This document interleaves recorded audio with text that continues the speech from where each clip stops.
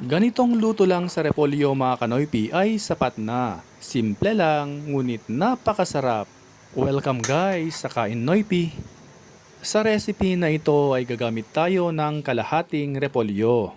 Bago natin hiwain, tanggalin muna natin ang matigas na parte nito at depende na sa inyo kung anong hiwa o gayat ang gusto ninyo. At syempre, hugasan natin ito ng maigi. Maghiwa na tayo ng 2 kamatis at depende na rin sa inyo kung anong hiwa ang gusto nyo. Sa isang kawali, magpainit na tayo ng mantika. Once na ito ay mainit na, iprito natin ang 2 itlog na binatil. At kung ikaw ay nanonood pa rin at this point, paki-comment naman kung saang lugar kayo nanonood para alam namin kung saang lugar nakaabot ang video na ito. Hanguin na natin at isantabi muna. Sa parehas na kawali, maglagay tayo ng mantika. Kapag mainit na ito, gisahin na natin ang sibuyas at bawang. Gisahin natin hanggang sa ito ay aromatic. Once na ito ay aromatic na, igisa na rin natin ang kamatis. Gisahin natin hanggang sa ito ay lumambot. Kapag ito ay malambot na, ilagay na natin ang tuna in can. Ipagpatuloy ang paggisa for a few minutes. At this point ay maglalagay na tayo ng patis,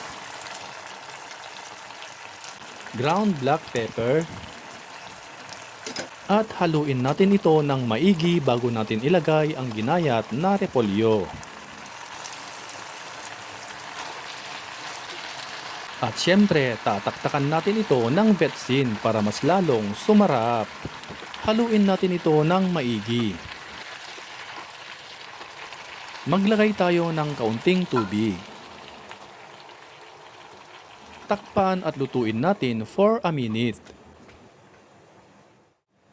At this point ay ilalagay na natin ang napritong itlog.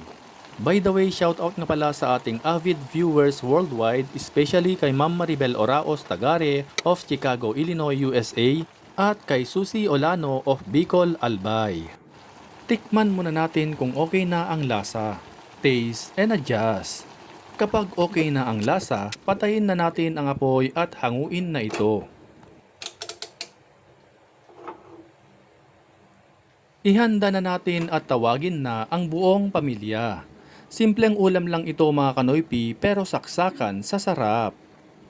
Kung natakam ka sa video na ito, itag at ishare nyo na ito sa mga friends at family ninyo. At sa lahat ng ating avid followers and viewers worldwide, maraming salamat po sa walang sawang pagsuporta.